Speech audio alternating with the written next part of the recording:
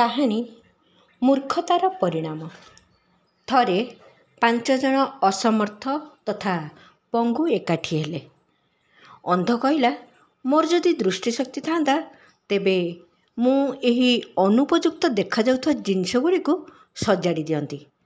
ଛୋଟା କହିଲା, ମୋ ଗୋଡ଼ ଯଦି ଠିକ୍ ଥାନ୍ତା ତାହେଲେ ମୁଁ ଧାଇଁ ଧାଇଁ ଲୋକମାନଙ୍କର ମଙ୍ଗଳ କରନ୍ତି।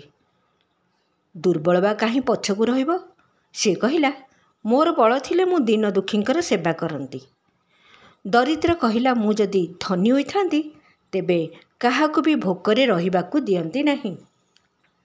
ମୂର୍ଖ କହିଲା, ମୁଁ ପଣ୍ଡିତ ହୋଇଥିଲେ ଲୋକମାନଙ୍କ ମଧ୍ୟରେ ସଦ୍ଜ୍ଞାନ ବିତରଣ କରନ୍ତି। ବରୁଣଦେବ ସେମାନଙ୍କର କଥା ଶୁଣୁଥିଲେ। ଦୟା ପରବଶ ହେଇକି ସେମାନଙ୍କର ଇଚ୍ଛା ପୂରଣ କରିଦେଲେ। ତାପରେ ଅନ୍ଧ ସୌନ୍ଦର୍ଯ୍ୟ ଦେଖିବାରେ ଲୀନ ହୋଇଗଲା।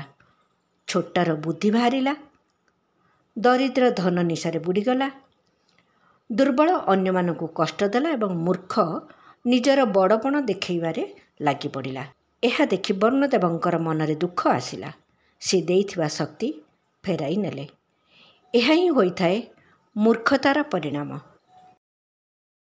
ବିଚାର କ୍ରାନ୍ତି ଦୂତ ୟୁଟ୍ୟୁବ୍ ଓଡ଼ିଆ ଚ୍ୟାନେଲକୁ ସବସ୍କ୍ରାଇବ୍ କରିବା ସହ ପରବର୍ତ୍ତୀ ଭିଡ଼ିଓ ପ୍ରାପ୍ତ କରିବା ପାଇଁ ବେଲ୍ ଆଇକନ୍ ଦବାନ୍ତୁ ଏବଂ ବିଚାର କ୍ରାନ୍ତି ଦୂତ ଓଡ଼ିଆ ଫେସବୁକ୍ ପେଜ୍ ସହ ଯୋଡ଼ି ହୁଅନ୍ତୁ।